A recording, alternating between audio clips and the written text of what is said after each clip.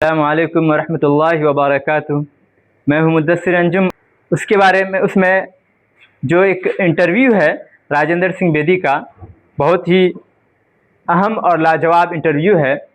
इसकी अहमियत का अंदाज़ा इस बात से होता है, इंटरव्यू लेने वाले मशहूर अदीबा है ना, इस्मत चुग़ताई हैं, फयाज़ रफ़ात हैं, और ख़ुद जिसने इंटरव्यू दिया है यानी जिसका इंटरव्यू लिया गया है वो बहुत बड़ा नाम राजेंद्र सिंह बेदी का है ना। उनके हालात और उस इंटरव्यू के बारे में हम लोग पढ़ेंगे।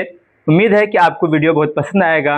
वीडियो पसंद आएगा तो आप वीडियो को लाइक कर देंगे, चैनल को सब्सक्राइब कर देंगे और अपने दोस्तों को भी शेयर करेंगे, है ना। किसके बारे में हम लोग पढ़ेंगे आज? राजेंद्र सिंह बेदी के बारे में। किसके बारे में? राजेंद्र सिंह बेदी के बारे में हम लोग पढ़ेंगे, है ना।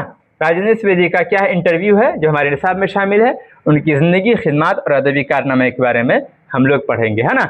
उम्मीद है कि आपको वीडियो बहुत पसंद आएगा, आप वीडियो में बने रहें। चलिए बिना किसी देरी के स्टार्ट करते हैं। जो इंटरव्यू आपके निसाब में शामिल है, पहले हम लोग जानेंगे इंटरव्यू कहते किसे हैं। इंटरव्यू किसी खास मौजू पर दो अशखास की गुफ्तगू या मुलाकात के दौरान आपसी बातचीत को इंटरव्यू कहा जाता है। आपसी बातचीत को क्या कहा जाता है? इंटरव्यू कहा जाता है। पहले तो इंटरव्यू को समझना मुश्किल होता था, अब इंटरव्यू समझना आसान है। हर घर में मोबाइल है, मोबाइल से आप जानते देख लेते हैं, है ना। इंटरव्यू होता है दूसरे किसी बड़े बड़े नेताओं का, बड़ी बड़ी सेलिब्रिटी का जो इंटरव्यू होता है आप उसको देखते हैं, है ना। किसी खास मौजू पर, किसी भी खास टॉपिक पर जो दो अशखास, दो लोगों के बीच में जो गुफ्तगू होती है, जो आपस में बातचीत होती है, मुलाकात होती है, उस आपसी बातचीत को ही क्या कहेंगे? गुफ्तगू, ये इंटरव्यू कहेंगे। क्या कहेंगे? इंटरव्यू कहेंगे, है ना। अब राजेंद्र सिंह का इंटरव्यू है, पहले हम लोग उनके बारे में जो हमारी किताब में हम लोग जानने की कोशिश करते हैं। कहते राजेंद्र सिंह बेदी की पैदाइश 1 सितंबर 1915 को लाहौर में हुई। कब हुई? कहाँ पैदाइश हुई है? लाहौर में पैदाइश हुई है। और कब पैदाइश हुई है? 1915 ईस्वी को उनकी पैदाइश हुई है। दोनों पॉइंट याद रखेंगे। जाए पैदाइश आमतौर पर पूछता है। राजेंद्र सिंह बेदी के पहले अफसाने का नाम महारानी का तोहफा है। पूछेगा उनके पहले अफसाने का नाम क्या है, तो हम बताएंगे महारानी का तोहफा, ये उनका पहला अफसाना है। बेदी के पहले अफसानवी मजमूए का नाम दाना व दवाम है। देखिए ये महारानी का तोहफा जो है ये अफसाना है, जो एक होता है ना, एक अफसाना है। और दाना व दवाम अफसानवी मजमुआ है, यानी एक किताब है जिसके अंदर बहुत सारे अफसाने होते हैं, उस किताब को अफसानवी मजमुआ कहा जाता है। दोनों में फर्क याद रखेंगे। पहला अफसाना महारानी का तोहफा, पहला अफसानी मजमुआ दानो दवाम। राजेंद्र सिंह बेदी का इंतकाल 11 नवंबर 1984 को बंबई में हुआ, है ना। पैदाइश कब हुई? 1915 को। कहां पर हुई? तो लाहौर में हुई।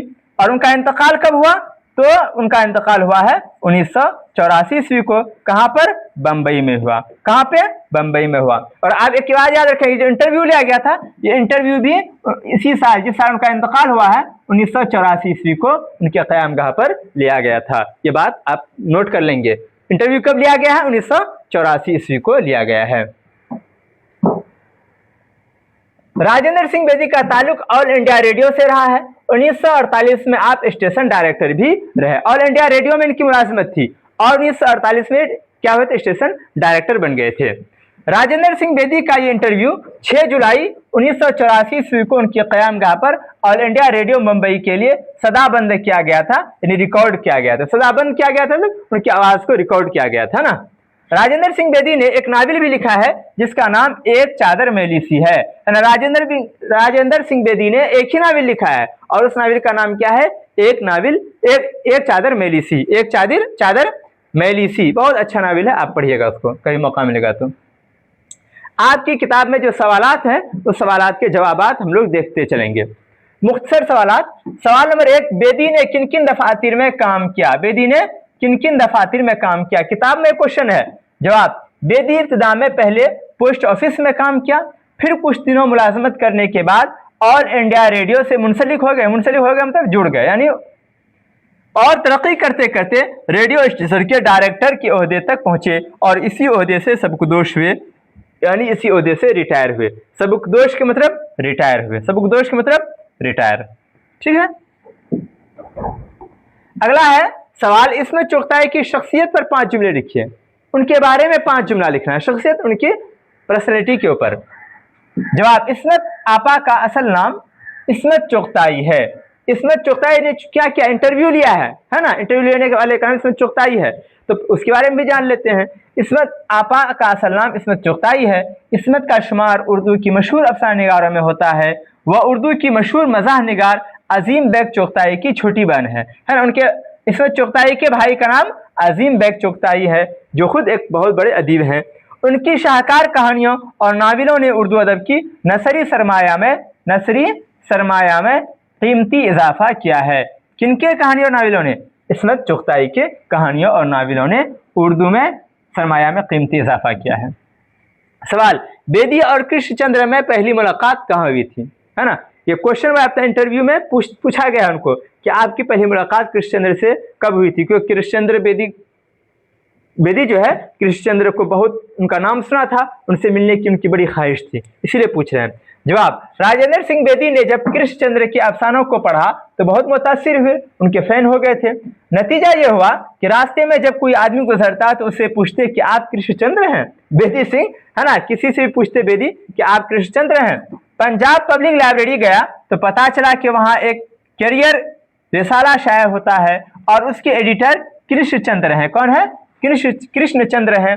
जब वह वहां गए और कहा आप कृष्णचंद्र हैं, तो वह कहने लगे आप राजेंद्र सिंह बेदी हैं, और फिर वह दोनों गले मिल गए। यानी इसका मतलब यह हुआ जिस राजेंद्र सिंह बेदी कृष्णचंद्र के बहुत बड़े फैन थे, उनसे मिलने की तमन्ना रखते थे, तो लगता है कि कृष्णचंद्र भी राजेंद्र सिंह बेदी का नाम बहुत सुना था और उनसे मिलने का उनको भी इश्तियाक था।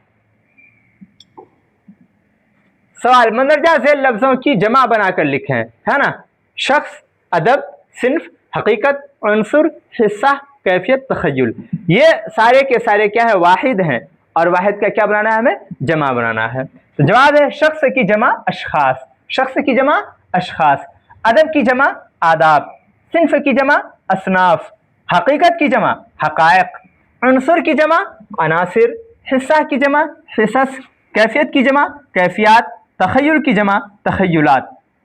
खासतौर से जो अल्फाज माने, जो वाहिद जमा, जो क्या कहते हैं मुज़क्कर मुअन्नस किताब में है, उसको आप ज़रूर याद रखेंगे। ऑब्जेक्टिव में ये पूछता है, वरना अदर भी आप वाहिद जमा, मुज़क्कर मुअन्नस, है ना, अज़दाद याद रखेंगे, ज़्यादा से ज़्यादा याद करेंगे, लेकिन किताब में जो उसको तो 100% याद रखना है।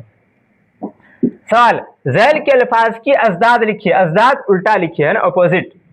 जवाब, बुलंद क्या क्या है? बुलंद है हकीकत, वजूद, तल्ख, लायक, जिंदगी, खुशबख्ती, करीब, मुमकिन, शुरू। इतना क्या कहते हैं जो अल्फाज है, इतने अल्फाज की जिद हमें पता करना है। बुलंद की जिद पस्त, हकीकत का मजाज, वजूद का अदम, तल्ख का शीरी, तल्ख कड़वा को बोलते हैं और शीरी मीठा को बोलते हैं, लायक का नालायक, जिंदगी का मौत, खुशबख्ती का बदबख्ती, करीब का बईद, मुमकिन का नामुमकिन, शुरू का आखिर, है ना। ये कुछ अल्फाज थे जिनके कहते हैं हम लोग जिद जानने की कोशिश किए। उम्मीद है कि आपको वीडियो अच्छा लगा होगा।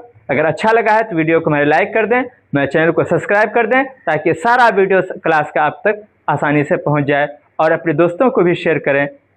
शुक्रिया, जज़ाकल्लाह।